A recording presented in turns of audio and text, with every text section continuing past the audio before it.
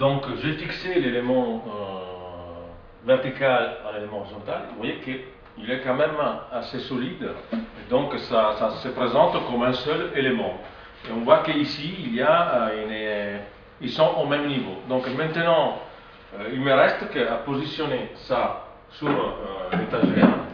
Ici, il y a donc un trou prévu pour la fixation et également deux trous ici pour les fixer. Donc en gros, cet élément va être fixé à l'étagère et pas au mur.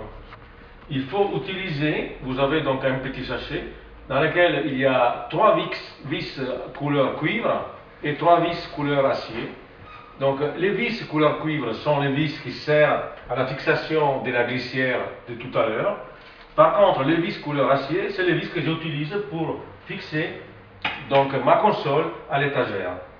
Évidemment, si vous avez une voie boule, tant mieux, parce qu'il faudrait donc les positionner en haut, mettre l'élément à l'horizontale, voilà, et à la suite de ça, donc, se faire une petite marque sous ces trous, hein, pour évidemment sortir la console et, disons, avec cette marque, commencer à positionner la vis, à se faire, on va dire, une petite avant-trou, pour après repositionner la console, hein, comme ça, et mettre la vis, fixer définitivement et fixer les deux.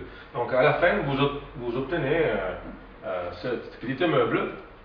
Et voilà. Il faut une petite précaution pour finir. Il faut savoir qu'ici, on a créé cette console sur cette étagère de type T, on va dire droite. Donc la console, par conséquent, a été montée de cette façon.